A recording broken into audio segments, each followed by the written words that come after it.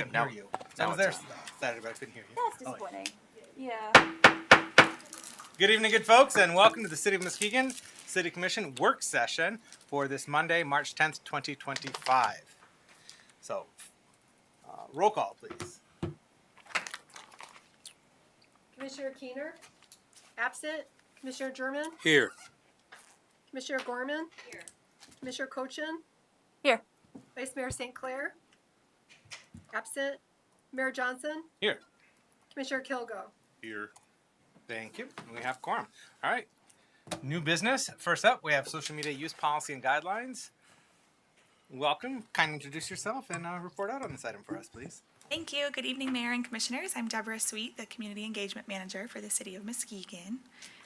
Madam Clerk, could you thank you. Perfect. Okay, I have a brief presentation today that goes over the points that are inside of the social media policy that is inside of your packet. We worked very closely with our legal helpers, legal attorneys, to write this policy. We've been working on it for just over 9 months, I would say. So there's a lot of thought that went into it, and without further ado, let's jump in. So some of you may be asking, why do we need a social media use and policy guidelines now? We haven't had one before, so this is a new document. Last year, the U.S. Supreme Court made a decision on a case of LinkedIn versus Freed, and I wanted to summarize this for you just a little bit so everybody knew the background of what was going on. So the Port Huron City Manager, James Freed, had a public Facebook page where he posted a lot of his own personal things, but then also a lot of things about the city of Port Huron. During the COVID-19 pandemic, he started sharing a lot more city updates because, like many people, during the COVID pandemic, we wanted to get out as much information about how we could help as we could. While doing that, a resident named Kevin Lindke criticized his use of handling his social media pages, and the manager deleted Lindke's comments and blocked him, prompting him to then sue, claiming a First Amendment violation. So last year, the U.S. Supreme Court found that basically they have a two-pronged test that they use now to deem if a public page is indeed considered an official public forum. So the two-pronged test you can see here is outlined in orange. I'm not going to read through this whole thing. You guys also don't have to read through this entire thing, but I have summarized it for you in a 8th grade reading level. So for everybody at home, we took it from the legalese here. So basically, to question or to find out if somebody is violating a First Amendment right, you have to know two things. Like if we were to block somebody on social media, you have to know two things.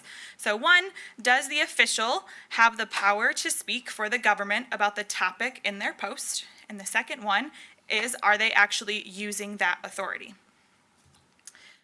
So the U.S. Supreme Court decided that Freed was correct because he had a disclaimer on the top of his Facebook page that basically said, this is my own personal social media account. He was in fact not using his power to do anything with public speech amendment, First Amendment rights. So we, as the city and with our legal advice, have created a policy to protect our staff and our elected officials and our departments and our entire city government to make sure that this situation doesn't happen to us. All right, so the policy here, again, this is really a guidance to protect and keep our personal pages separate from our professional pages. This policy relates to our staff, public officials, our committees, our departments. There's one caveat here is that our Muskegon Police Department has a much more strict social media policy than what is outlined here. So they'll be following these rules as well, but where it's more strict, their own policies. All right, so that's a little bit of background. Now I'm going to jump into what is actually inside of our social media policy that we have drafted. A couple of definitions to go over here first. The first one is what is an official social media account, and that is a social media account created and or maintained by an individual, a committee, or a department of the city. This requires prior approval from our city manager, and it should comply with the policy in front of you. The second thing is that official city business includes any activities related to the policy development, delivery of public services, community engagement, compliance and enforcement of laws and regulations, and any administrative tasks. So this page is purple because I wanted to make it very clear that this is the only page in this presentation that is referencing personal use of social media. Everything else that we're going to go over today is about official City of Muskegon accounts. So if you're a city employee or you're an elected official who's concerned about your personal page, this is what you need to pay attention to. So personal use. City employees and elected officials may have their own personal social media accounts. There's a couple of suggested things here. Keep them separate from work. Do not use your city email address or your city passwords for your personal social media accounts. In addition to that, if you happen to have a personal social media account and you decide to comment on or share a post about official city business, there's a couple of things that you should do to protect yourself. The first thing is to add a statement similar to, "The views on my profile are my own and do not represent my employer." In addition to that, make sure that you don't share any city content that you don't have authorization to share. So if somebody's working on a project and it's not public or it hasn't, whatever's going on, don't share those things. You can absolutely share the McGrath Park Summer Concert Series is coming up. Like, you can share that with your neighbors. You can encourage them to do recycling programs, all of those things that are online. Feel free to share those. And just note, there is a caveat. There is always a possibility that if you are discussing city matters on your personal pages, that they are subject to FOIA and state laws. All right, so I'm moving away from the purple pages. Everything after this point is for official City of Muskegon pages only. So we're going to break down the professional or official pages into two sections, professional and then official pages. Professional use number 1. So an official city individual professional page is a social media account managed by an individual, such as Dan Vanderheide, you can see on the screen here, who's in a city leadership role, specifically for official communication related to their responsibility, position with responsibilities to their position. So examples of this include our city manager, our director of public works, any of our division heads, or someone like your community engagement manager who frequently speaks to residents and has the knowledge to speak on these topics, or the city clerk on election-related things. The second professional use, or separate type of professional page that we could have, is an official city-controlled page. So this is your traditional things that we're used to, our official City of Muskegon government page, the Muskegon Farmers Market page, the City of Muskegon LinkedIn, our Western Market Instagram account, or we launched last week, a little plug for everybody to follow, our Muskegon City Parks and Recreation social media pages. So, if anyone is curious, within this policy it highlights that we will always have to have a web page on our website that outlines all of the city's official social media pages. This website is live and people can just search on our website for social media pages and you'll find the list of all of our current active pages, and this will be updated as something gets added or removed. To get on this page, to become a registered page, an official social media page must be approved by the city manager or their designee. This one might sound a little funny, but you have to publish using approved social networking platforms and tools. So there's third-party softwares out there that can publish and upload your content for you. It's just if someone's interested in one of those, we have to make sure that it works on our system and it covers all of our bases for safety. And then also be administered by only the approved staff members. So there's not going to be open to every city employee out there who can go in and log in. It'll just be certain people. In addition to that, if it is an official social media page, so no personal pages, the city manager and or their designee, our IT department, will be granted administrative access to those pages. So if anything goes wrong or if anything is going on, we will be able to help recover that page and or change post, etc., etc. Deregistering a page, you guys can read through these steps pretty simply, but basically if you're interested in deregistering a page, you notify the city manager or their designee. We make sure our records are up to date, set a timeline for deactivating it, do a post, protect your account name if you need, unpublish or delete it, and then update that web page that has the official listings. Okay, oversight and enforcement, again, of official social media pages. Just some guidance here about what should or should not be posted. Content shall have high level of ethical conduct. Make sure you have good grammar, spelling, brevity, clarity, accuracy, all of those things. And all content should be relevant, timely, actionable, and informative. Content shall not be confidential, have copyright violations, be profane, have partisan political views, or have commercial endorsements or spam.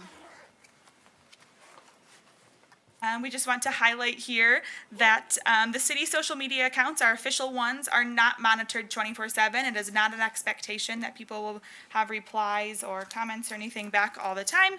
The business hours for our offices are what people should expect for social media hours. So that's Monday through Thursday, 7:30 to 5:30, of course excluding our holidays as well. So this is a fun topic for our staff, is how do we manage comments and messages? So all of our official social media pages need to decide and be consistent with their commenting and private messaging guidelines. So whether you allow them or not, our pages must remain consistent. A couple examples here is our City of Muskegon government Facebook page. We always have our comments turned off because there'd be nonstop comments and it would take somebody's entire job to turn those on. But our downtown Muskegon Facebook page, we leave those comments on because they're typically questions asking for more information about event and things like that. So a lot of the times we need to be aware that turning the comment off function is a manual function. So you do a physical post and then you go in and you can edit the post. You cannot do it beforehand. So to put a safeguard in here, our attorney suggested that we have kind of two phases. So if we do not allow comments on our posts, such as our City of Muskegon government page, and it happens that one comment is slipped in within the 30 seconds that we can go on and turn comments off, you could continue on and turn the comments off on that page. If the comment function is accidentally not turned off, and let's say it's left on all weekend and there's 45 comments, you do not go in and turn the comments off on that post, they stay on. Pages that do allow comments are allowed to reply to those comments or questions as long as it's following our archiving rules and policies. And then it's encouraged that comments link back to information on all of our official city pages. So let's say if somebody asks what time the McGrath Park concert starts, we can link back to the official event page so people can know where to get more information. We're going to jump into the next section, but we're going to come back about comment monitoring. So each year, there will be an account audit of all of our social media pages. That'll be done by the city manager or their designee with a bunch of E's in there. And then we'll make sure that this policy is followed and that the account is active and being used and is relevant and helpful for our community. Retention, so as we've noted, social media sites are subject to local, state, and federal laws, including Michigan's FOIA. So to do that, our IT department preserves all of our records through a tool called Social Archive. This also does our websites, so pretty much constantly Social Archive is combing and monitoring all of our online platforms that are linked through our official City of Muskegon government socials. So, following the attorney's advice, we have an external policy that basically summarizes this policy that needs to be linked on all of our social media pages. So our Instagram accounts have a short URL, and our Facebook pages, you can update the link in your bio. And the thing that we want to link to is this external policy that goes over three main things. One of them is the time of use, which we already talked about. The other one is the moderation of third-party content, and the third is the public record law. So we want to remind everybody that the City of Muskegon's social media channels are a limited public forum, and our goal is to inform the residents. So we're telling our residents that this is limited public forum and all content is subject to be published. We're looking at it, but we're not looking to have two-way conversations.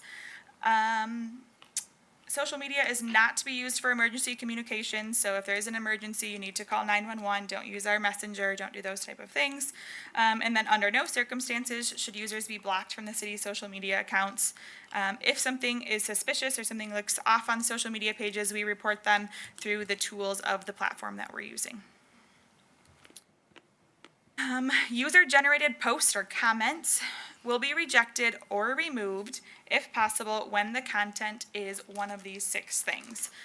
Contains material that's obscene or has prurient interest, contains personal identifying information or sensitive personal information. Somebody posts phone numbers, social security addresses, those type of things, is threatening, harassing, defaming, fraudulent, etc. Anything with violence or illegal activities, contains information that reasonably could compromise individual or public safety, and then any sort of false or misleading commercial spam or speech or spam. All right, so that was a lot. It's a policy. It's probably the most boring presentation I've given to you. But if you were to take one thing away from this, know that this policy is to protect our government, you as elected officials, and our employees. And if you're to take one thing away from this, it's that if you have a personal page that is not an official City of Muskegon deemed official site, is to put a statement on in your bio that says something along the lines of these are my personal opinions, these are my views, this does not have to do anything with my elected official position or my department head position. And I just put a couple of suggestions of how to update your Facebook profile bio on there if anybody needs to do that. That's all I have, so any questions, John, the city manager, I can try and help answer. Yeah, thank you so much. Commissioners, questions? Thoughts, Commissioner Cochin?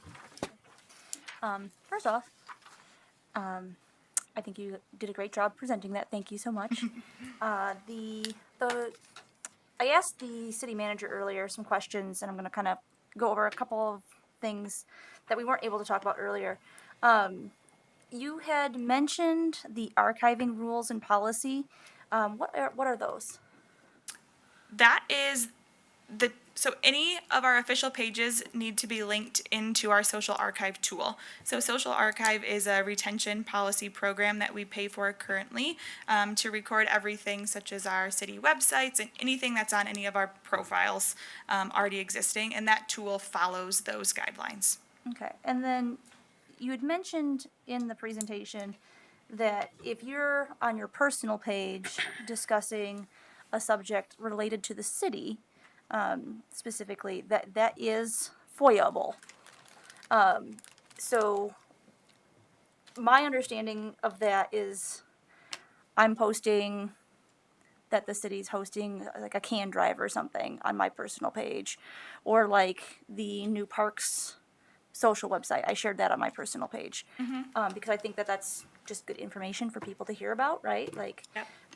Regardless of my position within the city, I think it's important for people to know those things. So, from my understanding of that, is that it would be FOIA-able then? Is that accurate? It would. The word I heard her say earlier was maybe foiable. Maybe. And so Yeah. my understanding interpretation is it would not be foiable, but I think she's giving cover and caution to say maybe if a court were to say, oh, nope, that is foiable, that is subject to law.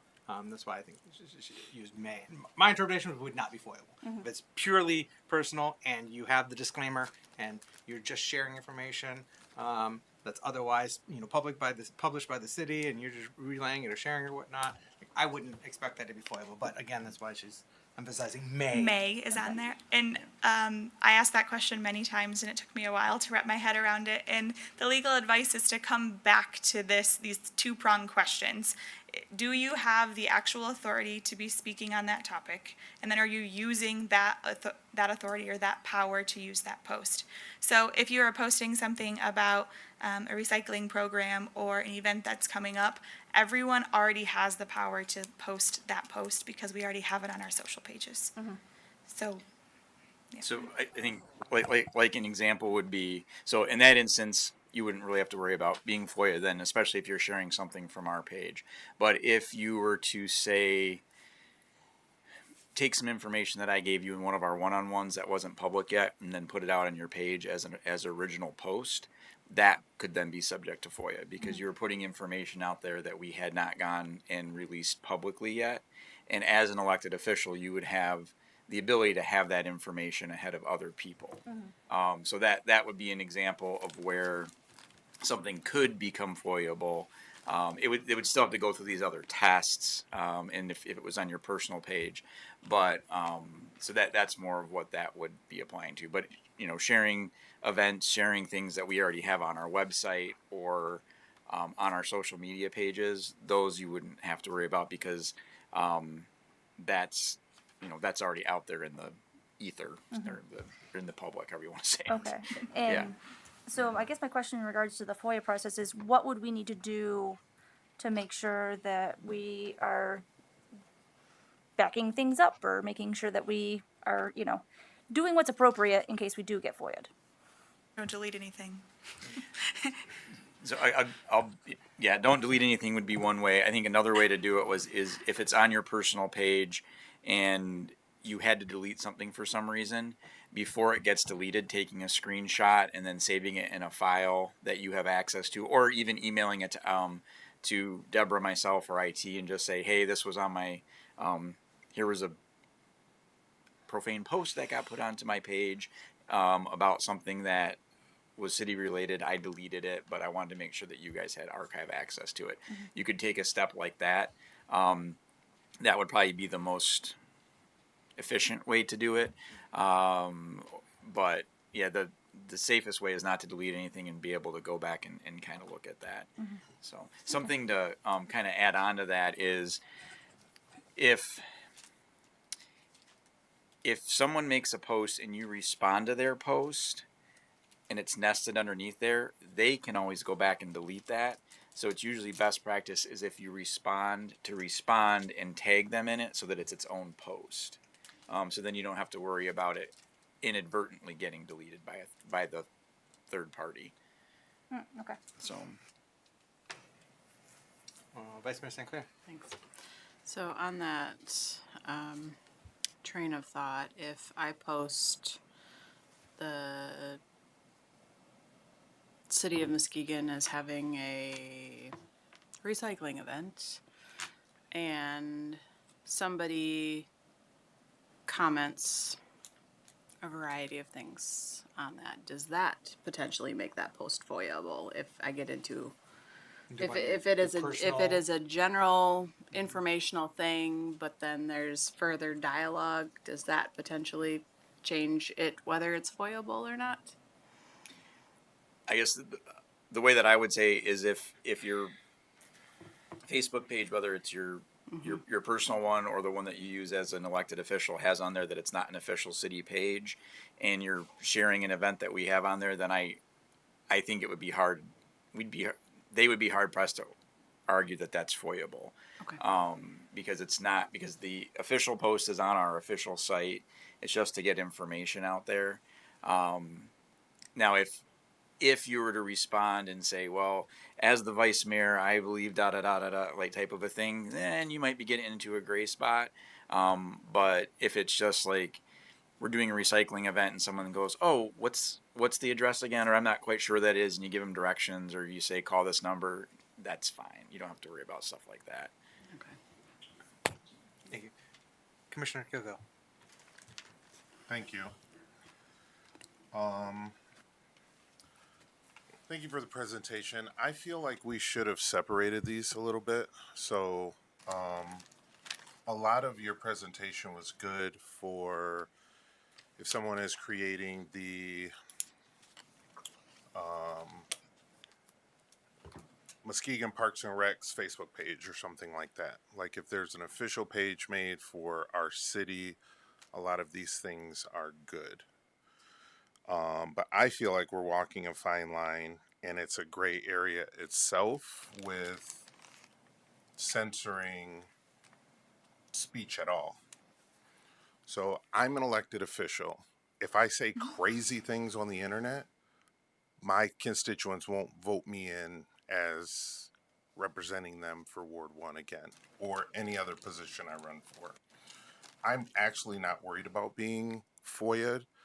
It's up to our FOIA coordinator to, if it's a FOIAble thing or not. People could say, hey, Jay Kilgo said X, Y, and Z last week, and they try to FOIA it. It doesn't matter to me. People might do crazy things. Can we go back somewhere in your presentation? It said something about partisan political views. Can you find that page for me?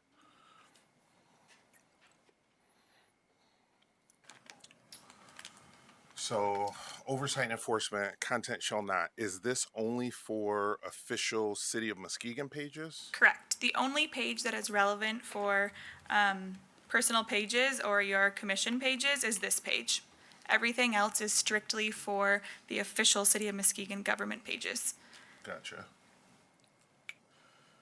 And then, like, unfortunately, we all know that there are certain pages out there on social media that are faceless, that talk disparagingly about our city or different things that go on.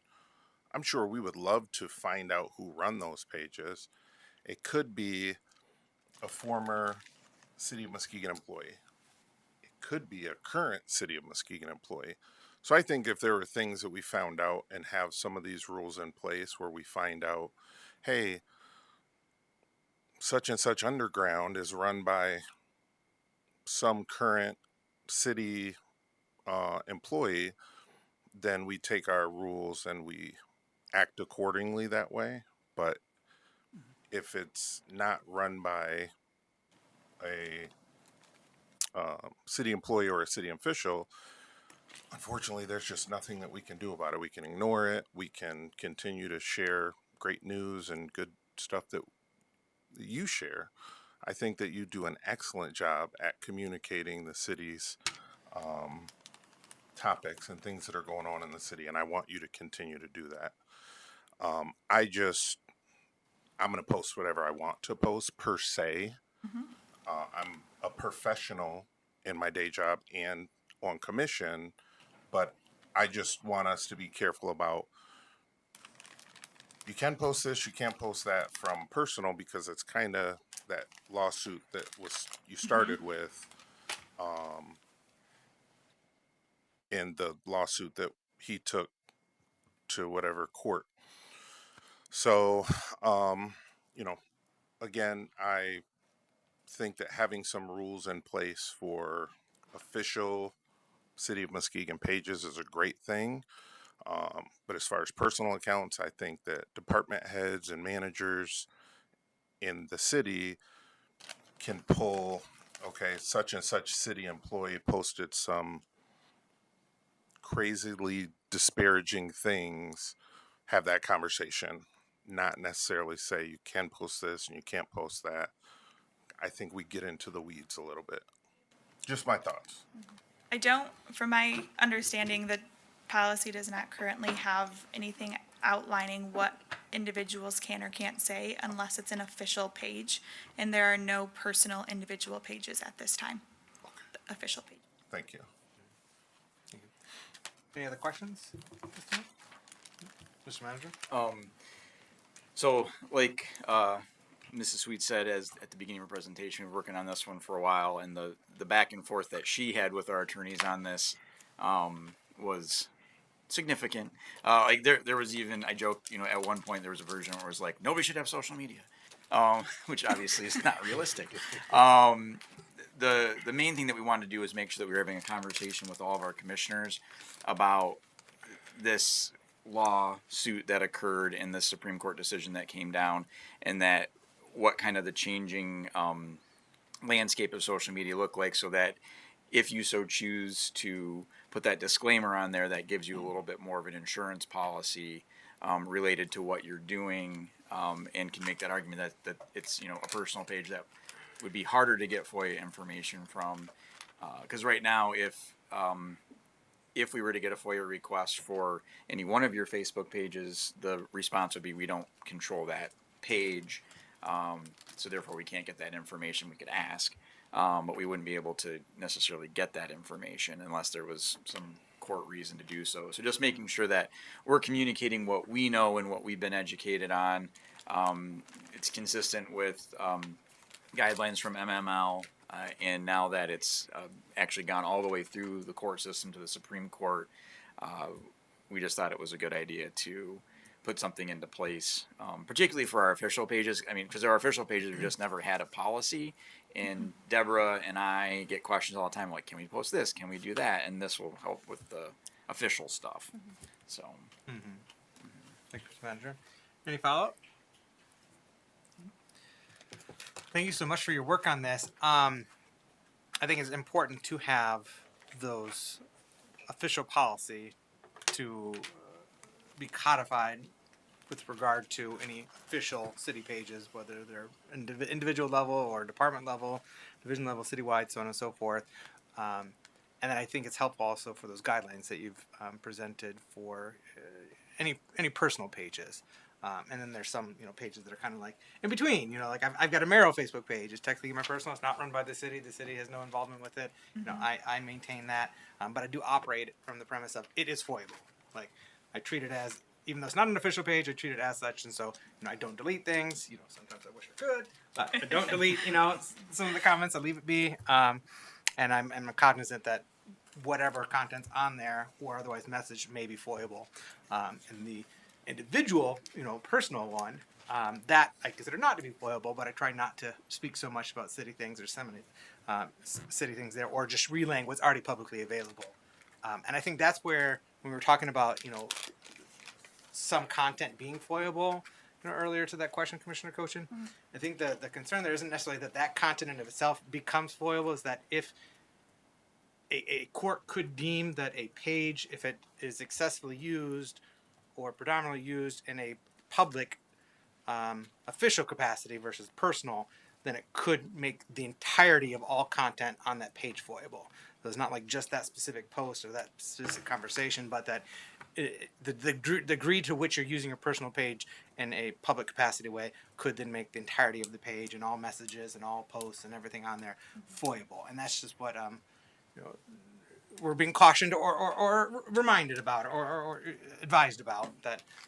And so we can conduct our social media presence and activities with that in mind. And so we're fully informed as to the implications going forward. So I really appreciate that work. I do have one suggestion with regard to, you mentioned, because there's maybe a lag sometimes in turning comments off, and some pages will have comments off, others won't. And you indicated that, if a comment does get, a comment or two might get posted before you're able to turn it off, and just turn it off then. But if there's a whole slew of comments, leave it on. And what I would suggest is, in the event that you are turning it off after, maybe one or two have been commented, that if you could perhaps on the page itself reply in the thread with a disclaimer saying, this has been turned off.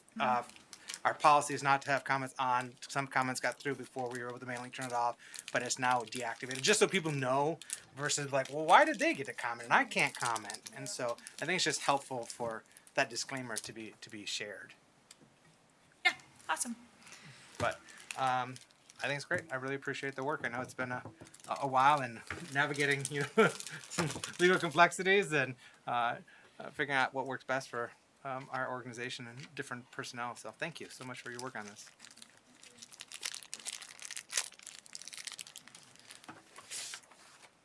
Next up, Act 425, Shared Jurisdiction Agreement with Fruitport Township.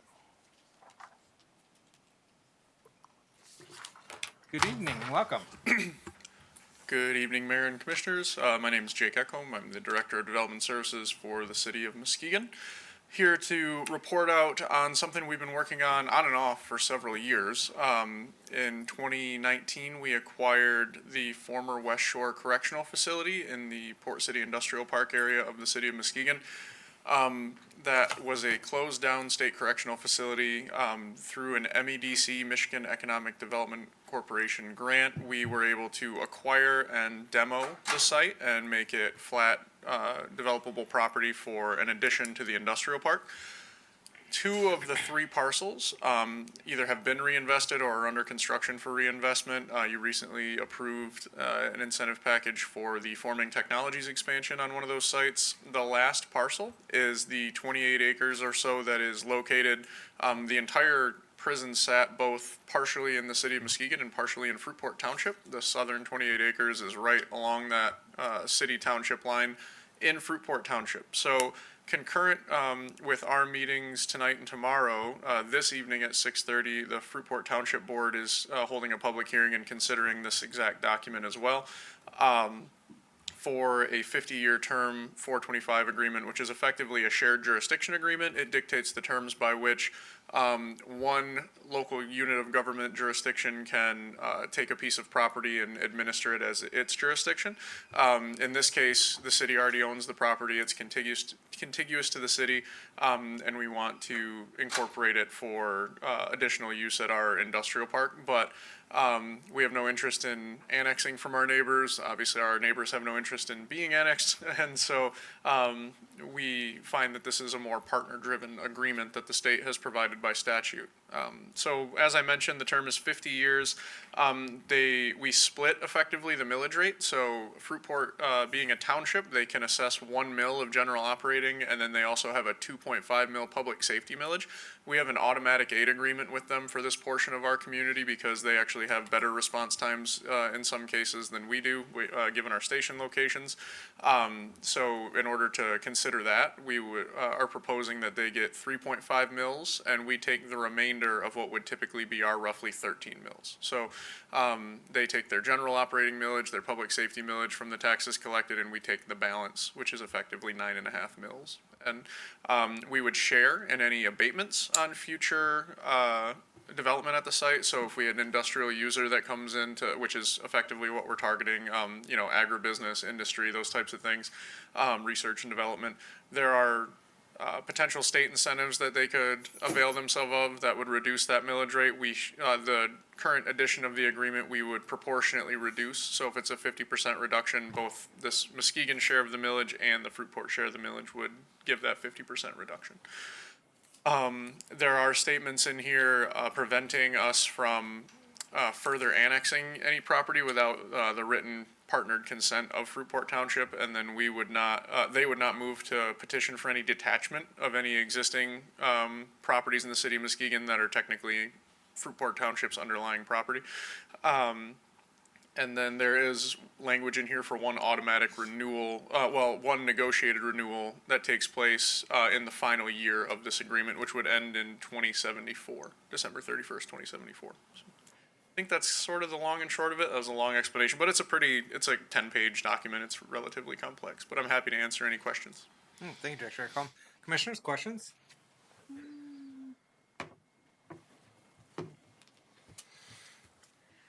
Yes, Commissioner German. Yeah, thank you, Mayor. Thank you, Director Echolm, for the update. So is this a total of 28 acres or is it more? It's 28. So there's a parent parcel, which is 3 separate parcels. The 2 existing parcels in the city of Muskegon are where Northern Biomedical Research built their new facility, and then now under construction is Forming Technologies, which is our latest industrial expansion. This is the southernmost portion of that parcel, the parent parcel, and it is wholly in Fruitport Township, which is why we're requesting the 425 agreement, which would effectively give the city of Muskegon jurisdiction over that parcel. And on the other parcel with Northern Biomedical, are they up and operating? Mm-hmm. Oh, okay. Now, would that be the facility or that did the research on pets and things like that? Not pets, but they do preclinical trials. So they utilize animal testing. Yep. And so this would be immediately to the south of that facility. Okay, just refresh my memory. Okay. Is there a party that's interested in developing on it? The Economic Development Department is working with, and has been working with for some time, a potential interested party. They are working on, they'd be a nationwide owner of a certain industrial use type, and they are working on lease up of space. If they get a high enough lease rate, then they would like to execute the property and develop it. Yeah. It's not guaranteed, but it is somebody we've been working with. Okay. All right, thank you. Thank you, Commissioner German. Commissioner Kochin. Yes. I kind of also wanted to ask what Commissioner German asked, but I just wanted to follow up a little bit more. So we're not anticipating Northern Biomedical Research in looking at that new parcel. Is that That's correct at correct. this Yeah, they have expansion plans on their existing parcel, but they don't have any stated interest in this parcel. okay? Thank you. Any other questions? So I see this is does require a public hearing tomorrow. It does, yeah, that's a good point of clarity. So tomorrow early on the agenda, there's a public hearing for this item, and then per the statute, there's a 30-day window for comment by any property owners that are impacted by the potential 425 agreement. In this case, the city is the only property owner, so I anticipate no feedback in that 30-day window. So then tomorrow we'll just have the public hearing. We will not take action on the motion. You motion we'll to, just- you approve it, and then there, by statute, after it's approved, there's a 30-day comment period, and the state can intervene if they get Oh, any okay, comments. so the comment is for the state's benefit. We will entertain public comment at the public hearing before we vote on the requested agreement. But then that triggers a 30-day comment period, and that is for the states. I think the county and the state actually county have and the state. recourse in the event there's any negative feedback. But again, we're the only property owner impacted by this particular 425. Okay. Commissioner Kogo? Yeah, so just for clarification for people who can't necessarily see the property, without this, that piece of property that currently does belong to Fruitport is landlocked? Technically, the property belongs to the city. It is in the jurisdictional limits of Fruitport. And so it is, right now it has access from a cul-de-sac that we built to serve the industrial park, which effectively stops at the township city line. So it's owned fee simple by the city, but it's in Fruitport Township. What we would like to do so that there is benefit to the residents of the city of Muskegon from a tax base perspective is, make it in our shared interest to redevelop the property. So they get their millage rate, we get the remainder of ours, we get the city income tax, and it provides employment for both township and city residents. And then my last question, without doing this, do you think it would deter possible businesses from wanting to set up shop there? Potentially, for sure, because I think mostly it would not be necessarily in our interest to divest the property because we stand nothing to gain from it, other than potential ancillary economic impact from a employer across from our limits. But it's much more beneficial to our citizens and the residents of Fruitport Township because for the this 425 agreement, it's effectively in our jurisdiction, so we handle utilities, we handle liability, it's effectively a city parcel, and so that's to their residents' benefit, and then they still get their millage rate. So this is a mutually beneficial solution. Awesome, thank you. Thank you. All right, anything else? No? Thank you, Director Colm. Thank you. Next up, beach shuttle service recommendation.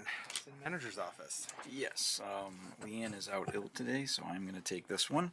So tomorrow we will have on the agenda discussion to approve beach shuttles for the summer 2025 season that would start around Memorial Day and go through to the end of the summer Labor Day.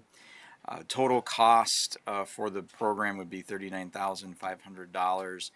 We would be operating 2 shuttle services. It's recommended that one be mats, and that would be the circulator, the beach circulator out at the beach itself from Harbortown Beach and then going down to Cruzy. And then that would rotate through 2 to 3 times per hour, and then we would also have. Oh, sorry, it's on the 20. I was going to say, sorry, I was like, sorry, I am not seeing this no, tomorrow. I was Sorry, like, is this supposed to be a late yeah, no, minute addition no, or what? sorry, Okay. it's on the 20. That was You're going to be bringing it Yes. forward to the second general session. In March. we Okay. did that deliberately. We wanted Okay, good. to Okay. give you time to provide feedback. I apologize. There must have been a better pinch hitter than me for this item. I apologize. I could, I'm seeing the mirror out of the corner of my eye, frantically looking at the agenda. I didn't see this before. So the beach circulator, which will go from Harbortown Beach to Cruzy Park, rotate through about 2 to 3 times per hour at each stop. Not necessarily timed, but that's what we're looking for. The hours would be Friday and Saturday 11 to 8 and Sunday 11 to 6. So that would just be a weekend one, as also would be the connector from downtown, which we're calling the Downtown Beach Connector option. This one we're recommending going with Pioneer Resources. It would start near the Downtown Transit Center, most likely at the Morris Street lot, so across the street from the Transit Center, and make a stop in Lakeside, and then out to Pier Marquette Beach before returning downtown. This would also rotate through 2 to 3 times per hour. That one would be $25,100. We had also received a bid from Matt's to do the connector.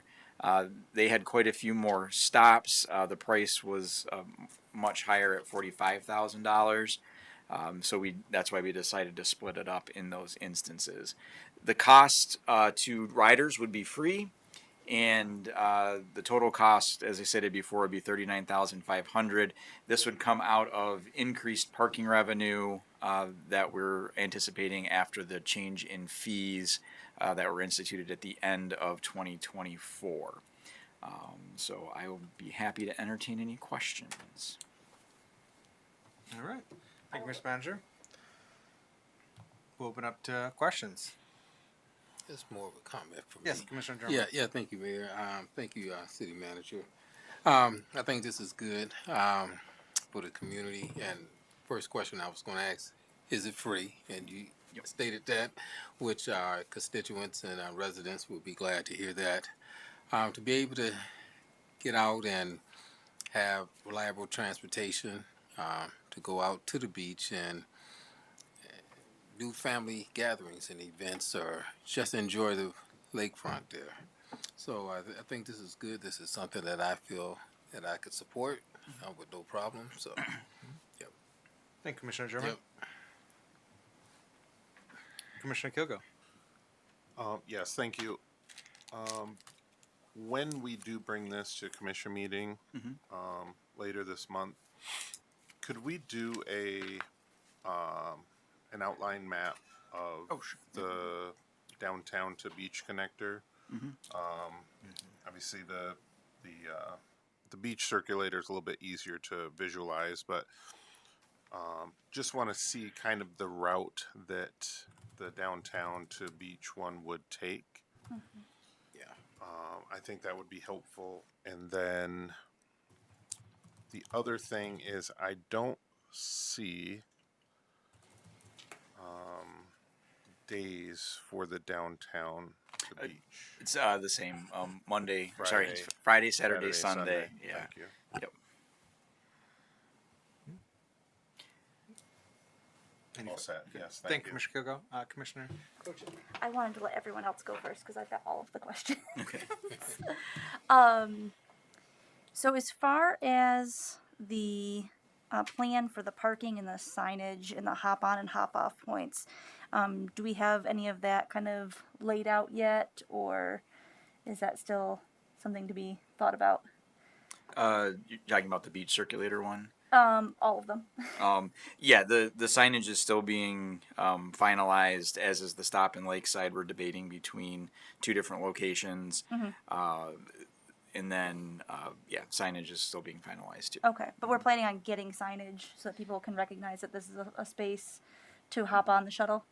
I believe so, yes. Okay, and then along with that, one of the suggestions was to have flyers or handouts available for businesses who are along the route to be able to hand out to people. And I'm sure you guys would probably want to craft that as opposed to having everyone have a different one. Is that part of the plan also? Not to the best of my knowledge. Okay. No. Can it be part of the plan? I will check with my team. Okay. The hours of service are for the weekend only. What about holidays, like 4th of July holiday, Memorial Day, like really busy beach days? Have we thought about that? Well, the Memorial Day, Labor Day fall on the weekends. And I believe actually the 4th is on a weekend this year too. This year, but I mean, Yeah. going forward, like, Well, are we looking at holidays as an option? Our plan will be to reevaluate at the end of the year to determine how we need to change things, whether we can add days or if holidays fall differently. But this is, we'll also be doing a survey the whole time to get feedback. So we'll reevaluate. This is for a 1-year contract. So we'll reevaluate at the end. Okay. So. The parking situation, like downtown during bike time, for example, are we anticipating there being less parking there and people will be parking down at the beach and going to bike time from the beach? I do not know. Okay. And then what is a flex zone? What is it? What? Flex zone? Oh, flex zone for mats. So this is why Leanne would be better to be here to answer that question. But essentially, and if I describe this wrong, we'll correct it on the 25th. But when you have a fixed route within the MAT system, because of the federal funding, you also have to be able to have service a certain radius outside of that, known as the flex zone, to be able to pick up or run a shuttle bus, for lack of a better term, between. And that is one of the reasons that you end up with, it kind of gets a little bit more complicated because the downtown route is on their main route already, and it's kind of it would be an extension of their service. So that starts to trigger other rules. Okay. And then there's people who had questions in regards to having pickup locations in, say, Norton Shores. Is that something that we're looking at in the future No. at this time? No. No. Okay. And what about the Heights? No. No. So just downtown at this point? Yeah, so these would be, because these are our public dollars, the resources would need to be centered in the city of Muskegon. We wouldn't be able to extend service outside of our city. Okay. All right. Yep. And hold on.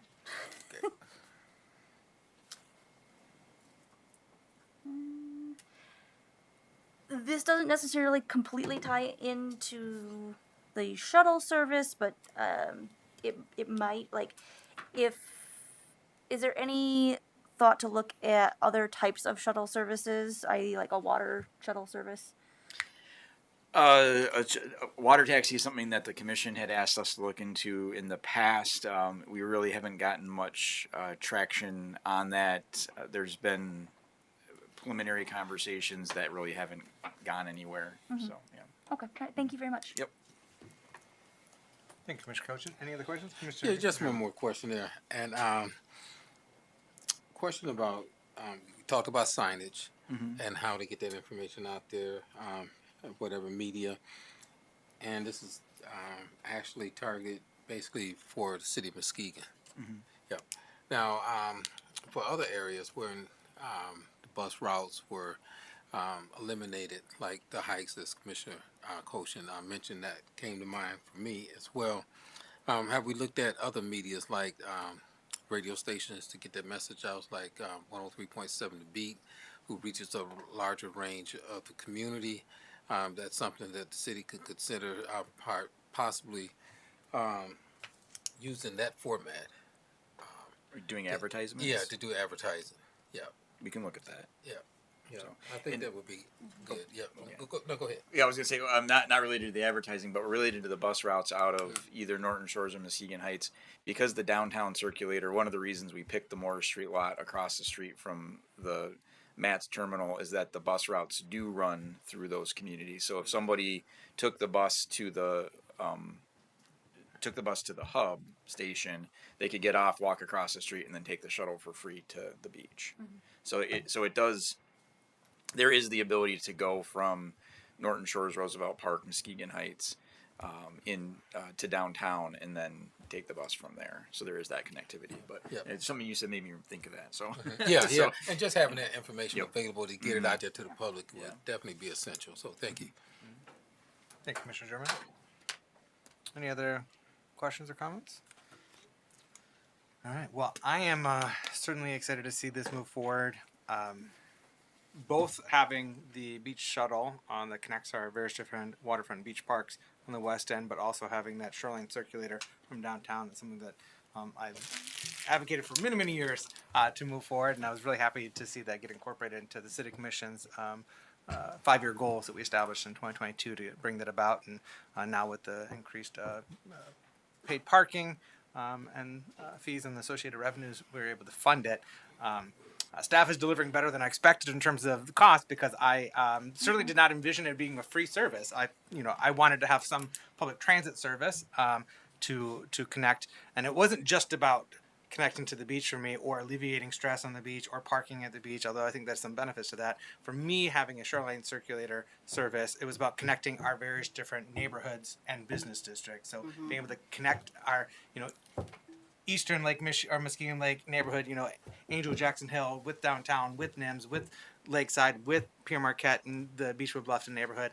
So to be able to connect all of our different neighborhoods and improve the interconnectivity and improve the ability of folks to go to one end, the other end of Muskegon Lake, and take advantage of the unique aspects of each of those districts and neighborhoods. So rather than, because in years past there was some pressure to like kind of develop Pere Marquette into this massive tourist commercial destination, and it's like no, let's keep Pere Marquette what it is, very nice, largely pristine or open space with some limited commercial opportunities. But then let's really lean into downtown. Let's lean into Lakeside. Let Lakeside be this more tourism-oriented district, and downtown be this commercial and entertainment hub, and let those be what they are and connect them, and so they can complement one another rather than trying to replicate one over the other. And so I'm really happy to see us move this forward and starting off free. And so that's awesome. The one thing I wonder though is potentially, well, there's a couple things, but one of the things is potentially extending the hours on Friday and Saturdays to 9 p.m. Instead of cutting it off at 8 p.m. People on Fridays and Saturdays tend to want to stay out a little bit later and enjoy themselves, but also if we're going to be leaving the beach, let's say that we're leaving the beach at the end hour, the sunset.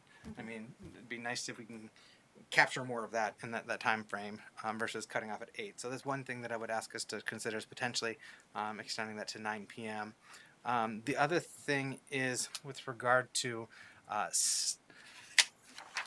the number of stops for the Shoreline Circulator and where to stage them. And so right now it's envisioned going downtown to Lakeside to Pere Marquette.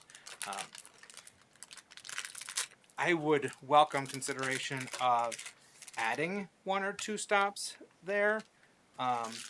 One being NIMS and the other one being Jackson Hill / Angel.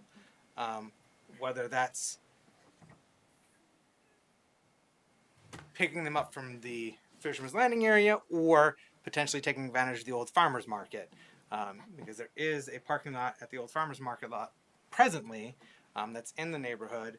And so folks can walk down to it and get onto it, or they can drive to it, or they can bike to it. There's considerable open space at the old farmer's market lot over on Yuba. And so that's one potential staging area and pickup spot. I like the depot, as the mission manager mentioned. There's ample parking around, but also it connects to the wider MAT system. So on Fridays, folks can ride the bus into downtown, then jump on this service to any of our other waterfront neighborhoods and the beach. The other thing is potentially over NIMS, and you may have heard me some months ago mention, we could potentially do it at Hartshorn, Hartshorn / AP or something. But I do also recognize that if folks are hopping on by bike or pedestrian, that's one thing. But if they're driving there and then hopping on to go to the beach and they leave their vehicle there all day, that's taking up a parking spot potentially from a business or from folks wanting to use our park system there. So perhaps there's an opportunity to do staging like not right directly in the park, but right on Western or on Franklin, where there's ample, there's on-street parking, but there's also access to the bike trail. So if people wanted to take their bikes, they could go there and then, lock up their bikes and then hop on the shuttle service. That could be an opportunity. Wasn't sure what route you guys were envisioning going from downtown to Lakeside. If you were looking at, going up Shoreline Drive to Laketon and then Laketon to Lakeshore, or if you're looking at going through hugging the lakeshore along the way. But if we were able to include NIMS and we do the lakeshore route, then that could be an opportunity at Western and Franklin around that area. And if you go the Laketon route, maybe there's an opportunity to coordinate with Muskegon Catholic Central because that's right on Laketon. They've got a large parking lot. It's not going to be used in the summertime. And so maybe there's an opportunity to talk to them and say, hey, we'd like to incorporate this as a stop. And then now we're catching the NIMS and the Campbell field neighbors there. And so that could be an opportunity. And another staging area, though, this isn't as ideal because it's you'd have to go around. It's the old parking lot, the remaining part of the parking lot, the old parking lot at Brunswick on Laketon. So there's a sizable parking lot there. You could potentially use that for staging. But if you're taking Shoreline Drive to US Business 31, you're double backing. It's not the most efficient route, but there's that parking area there at least. I guess suppose you could come from downtown up Terrace to Laketon if you did want to use that. But just throwing out some more ideas. I really would like to see, us to include. I'd like us to include each neighborhood, that is touching Muskegon Lake in our shoreline circulator system. Going from Jackson Hill / Angel to Nelson to Nims to Lakeside to Pure Marquette. That was my original envision and advocacy, and I'm still going to continue to advocate for it. Even if. And I'd welcome to understand the numbers on that, so to understand the feasibility of it. And maybe the commission says, this isn't feasible to do this year, or staff's recommendations. Nope, we don't want to do that. The commission can decide if we do want to do it or not. And if we decide as a city we don't want to do that, this year, that is something that I would continue to advocate that we give further consideration to and figure out how we can incorporate that into it based upon our experiences this year. But personally, I'd prefer to start with with more of that footprint, with more of those stops, incorporating more of our neighborhoods for the interconnectivity than not. But I'm just one of 7 on the city commission and making that decision. So I just wanted to share my thoughts and perspective on it.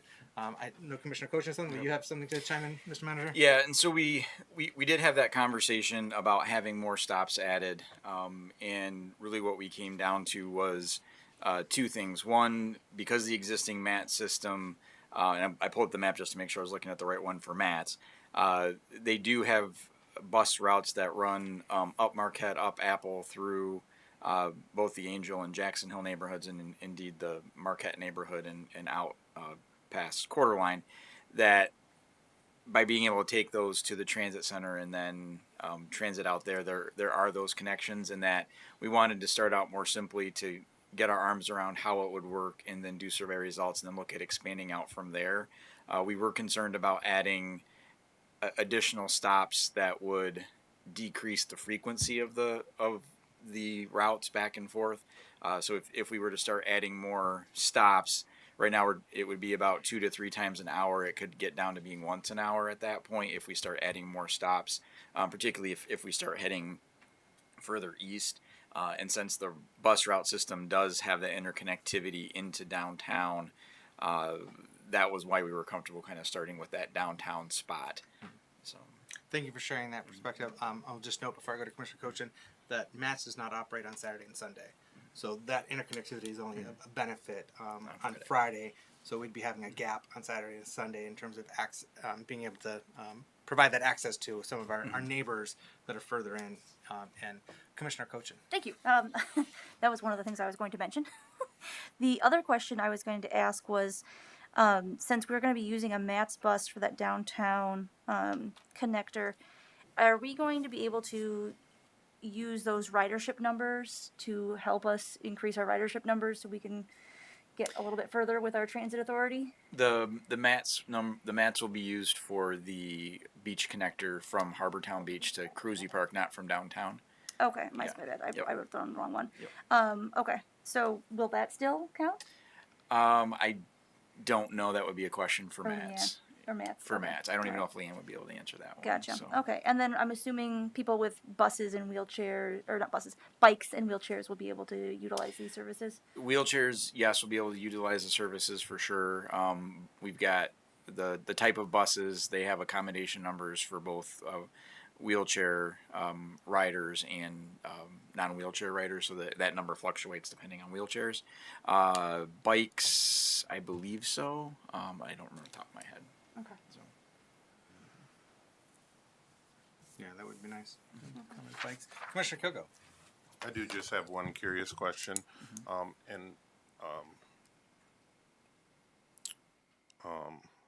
Deputy Mikesell's not, she's sick, so maybe I can just check in with I'm her. texting with her. She's that dedicated. She's watching us. Thank you. That is dedication. Where are we with expanding our current transportation system? So the group of interested parties is still meeting. There's some concerns by some of our neighboring communities about the structure of the authority. So they haven't moved forward with asking the different municipalities to vote on those bylaws yet. They meet, I believe it's once a month, one of the Fridays.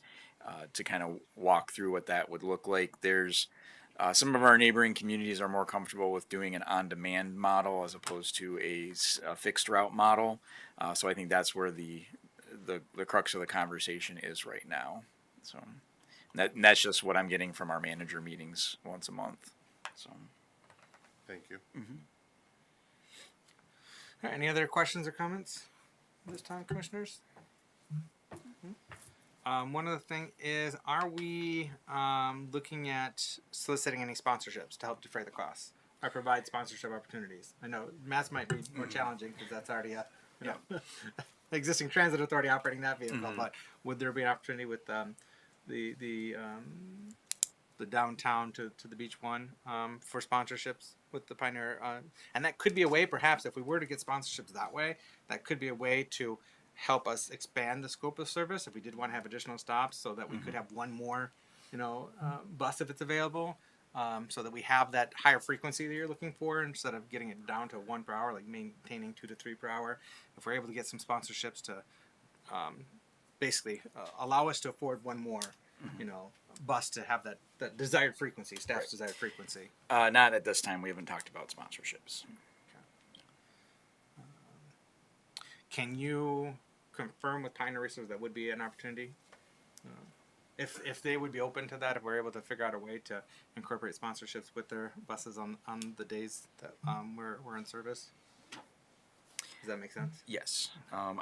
The thing is, I don't know that we necessarily have the same bus every week, but I will. Yeah, we could ask. Okay. Thank you. All right. Well, thank you much. I really appreciate the work the staff's been putting into this. We were really hopeful to see this come about this season, particularly after the adjustments to paid parking. And so I'm thrilled to see movement on this, and looks like implementation for this season. Excellent. Well, thank you. Thank you. My pleasure. All right. Next up, we have Western Market Operations Update. Good evening, good folks, and kindly introduce yourselves and please report out on this item for us. Alexander, Development Analyst with the City of Muskegon. I'm Jocelyn Hines, Development Analyst here at the city.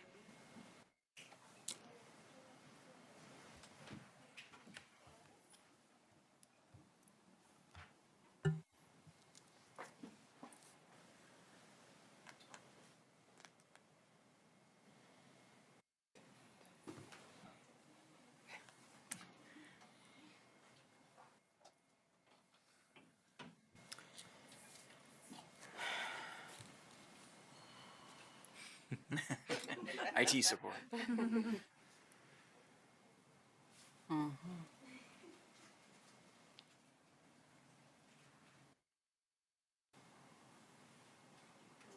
Why not? Well, we wanted to take this opportunity to update you all on Western Market Chalets. We thought this was a great opportunity before the season started to talk to you all about some updates, some potential fee changes, and things that we're looking forward to in the future. So, before we get started, we wanted to thank Ann and the City Clerk's office for their hard work and dedication over the last several years managing the Western Market Chalet. She has done a phenomenal job on top of all the other things that she does for the city. So we want to give credit where credit is due, and thankful for Ann and the Clerk's office for really getting us this far in regards to the management of the Western Market Chalets. So much, Ann. So the Economic Development Department will be taking over management and oversight of the chalets this year. So Jocelyn and myself will be leading these efforts with support from city staff and our wonderful chalet committee, which is comprised, I think, this year of 12 members, city staff, business owners, and other business organizations here in the city. So we're super excited. We'll continue to build, and there are big shoes to fill, but we'll continue to build on the momentum that's already been started and provide opportunity to our entrepreneurs. And hopefully allow them to grow and build, other opportunities for possible brick and mortar.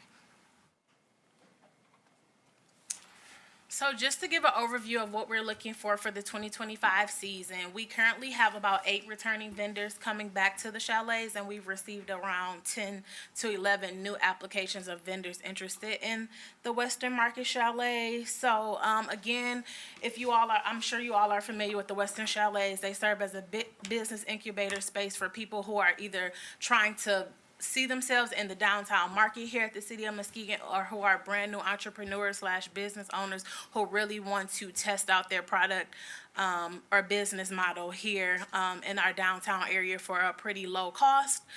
Some additions. Oh, before I go there, sorry. So this year, in regards to recruitment of chalets, of course, we invite all chalet vendors, if they are interested in returning, they can apply. But outside of our traditional social media, marketing, and press release, we also reached out to a couple of businesses, resources that we know are around here. So Black Wall Street Muskegon, the Elevate West graduates that are hosted outside of inside the Innovation Hub, as well as past Business Equity Initiative Fund recipients, to really look at other opportunities to expand our entrepreneurs and offerings at the Western Market Chalet. So this year, and we'll talk about this further in our presentation too, we're going to include some opportunities for mentorship, marketing, and expanding our community engagement efforts in regards to making the Western Market Chalet more visible and hopefully increasing sales for those vendors and chalets. So we're excited to continue to grow and provide resources and training opportunities for our vendors. So we'll continue to partner with Northern Initiatives to provide business skills and assessments for each vendor. We connected with consultants to facilitate 3 business workshops throughout the season. And then also we've connected and collaborated with the DDA. They'll be providing a pitch competition, and for the winner, they'll be able to cover the rent for the season. So we're excited to continue to grow our partnerships for the season and moving forward. So the actual season. So I think we learned a lot of lessons, and Ann can probably contest to this too, in regards to the season and the time frame we opened the Western Market Chalet. So in regards to the lessons we've learned from those seasons, you can see the hours are a little bit adjusted, and I think they're comparable to the hours that we agreed upon last year as well. We also decided to kind of shorten the season. It used to, you can be in the chalets until the end of the year. We've shortened the season to October 31st just because we saw attendance really dropping in those colder months, and the chalets are not heated at all. So a lot of the vendors were not comfortable maybe staying in the chalet in those colder days of the year. So we decided that we'll shorten the season to October 31st. And also understanding too, these are the mandated days and hours that they are obligated to be open, but also understanding too that if chalet vendors want to be open for additional hours or additional days, they have that luxury as well. All right, so moving on to rental fees this season. So for our smallest chalet, we have 90 square footage, which is 1,450. And then in parentheses, you'll see the 3+ year vendors. So what that means is for all of our vendors that have been with us for 3+ years, that's the rate that they'll be paying. So for our 120 square foot, we have $1,925. And then for the 3+ year vendors, we're looking at $2,325. And for our biggest space is 150 square foot, and we are looking at $2,350, and then the 3+ year vendors at $2,825. So something that we added on last year that we want to continue with is that we introduced common area maintenance fees, CAM fees as we call them, to offset some of the increasing costs around maintaining like the sand lot, utilities, and restroom facilities. And at the meeting tomorrow, we'll be asking you all to actually approve those CAM fees so that we can get them on the, and we will be eliminating the air conditioning and additional electricity fees to the fee schedule. A reason why we wanted to add the CAM fees is understanding that there are increasing costs to managing the Western Market Chalets. In addition to, we were having several conversations with people who may have transitioned to traditional brick and mortar spaces and not really understanding that CAM fees often come with lease space. So we want to provide an opportunity for them to get used to the additional costs that they would incur if they were in a traditional brick and mortar space. So this is our way of kind of helping the business owners / vendors get a more real world experience around what it's like to really run a business day to day. And that is our short presentation.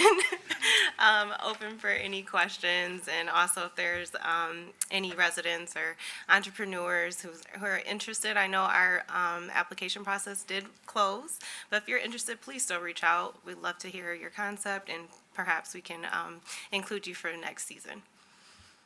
Excellent. Thank you so much for that presentation and your work on this transition. First and foremost, I just want to express my appreciation to our city clerk and our team in the clerk's office. They've done a phenomenal job being good caretaker shepherds of our Western Market Chalets from inception, and have done great work with that. I do think it is quite fitting for this to be in our Economic Development Department, and I really appreciate that business development aspect and initiative to it. And so I'm excited to see this program evolve and improve. And so on a solid foundation provided by our clerk's office. So I appreciate the work that everyone's been doing on this, and I look forward to seeing the evolution and how that business support can help these tenants transition themselves into more permanent brick and mortar spaces as well. So thank you. Commissioners, any questions or comments? Commissioner Kilgo. Thank you. I'd like to jump into the fees a little bit more.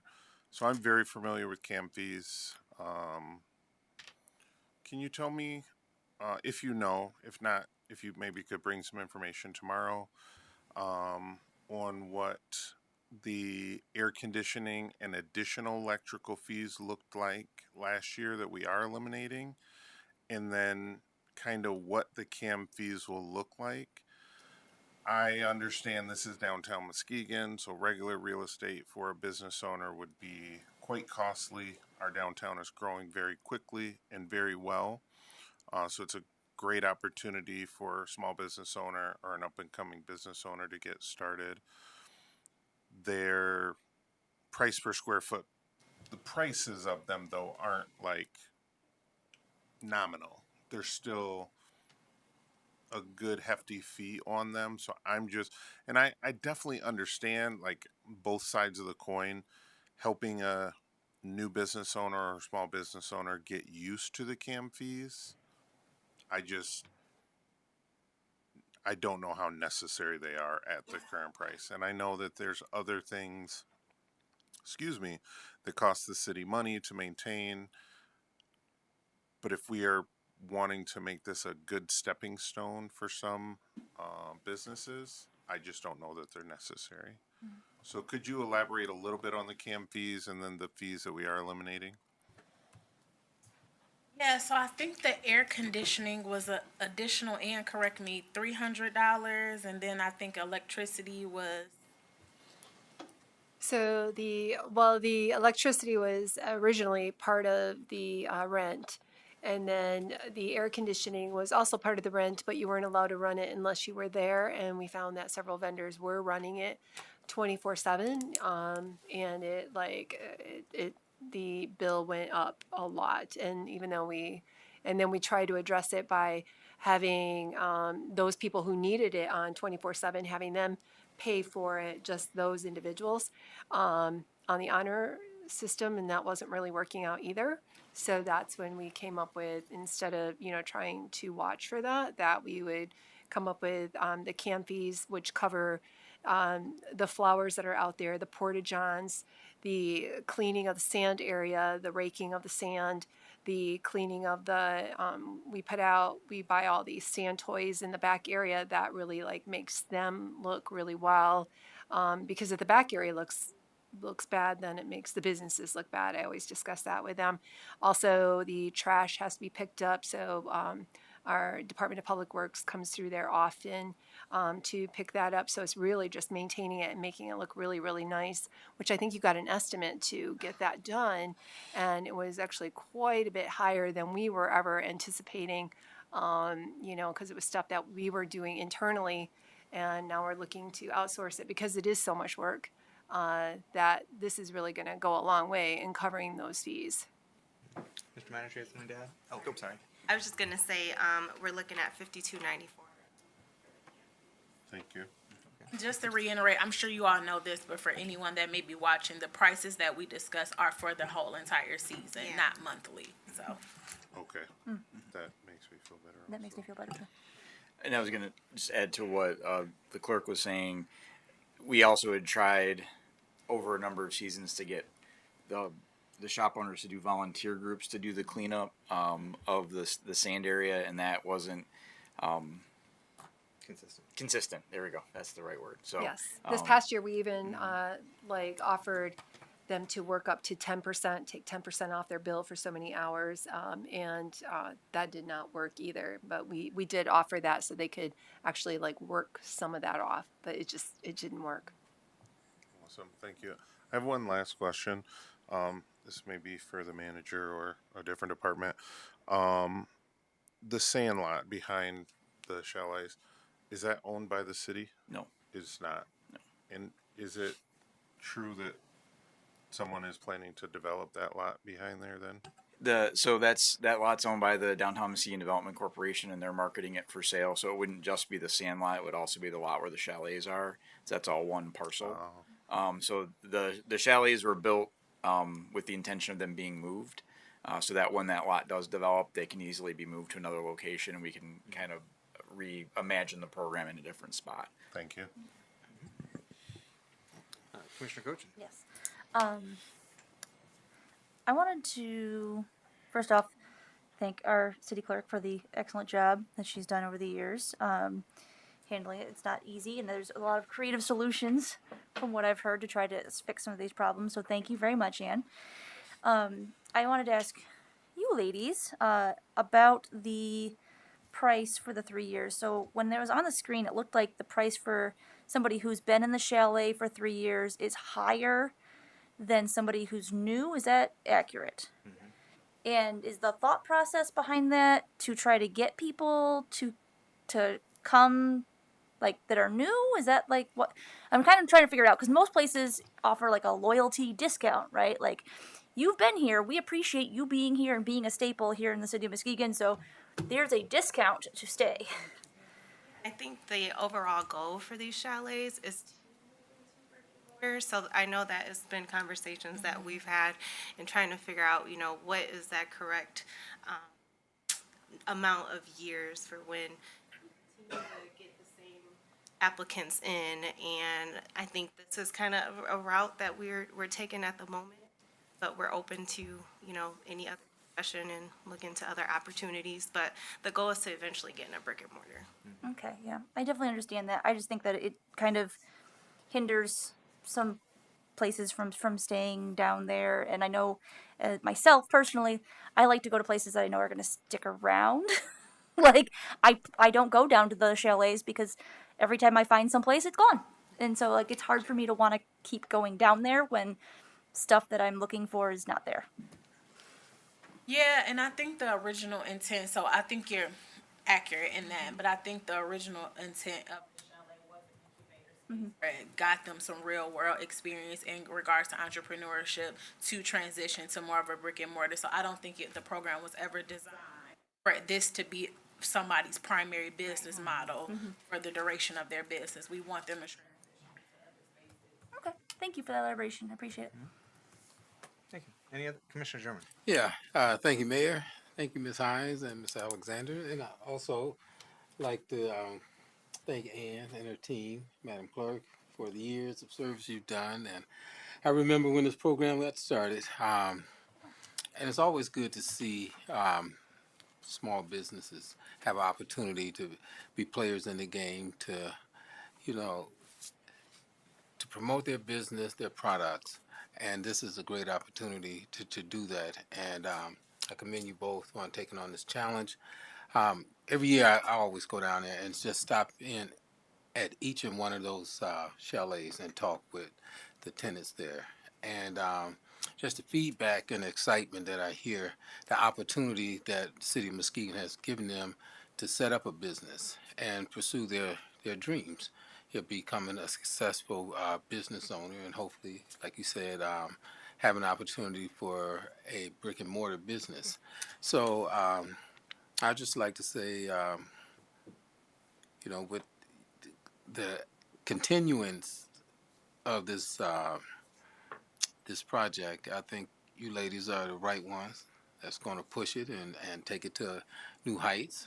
And I'm going to look forward to hearing some good things, about your progress. Yeah, thank you. Thank you, Commissioner German. Any other comments or questions? All right. Well, thanks so much.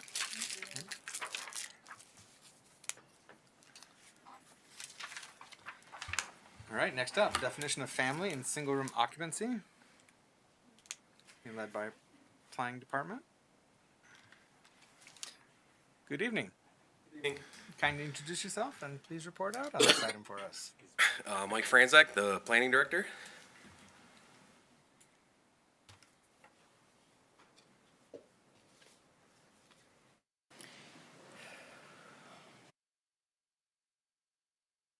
Okay, I wanted to talk a little bit about our definition of family in the zoning ordinance, which really has not changed much in the past 100 years. We had a definition from 1925, which kind of mimics what ours is today, but I was able to pull out from our 1952 zoning ordinance.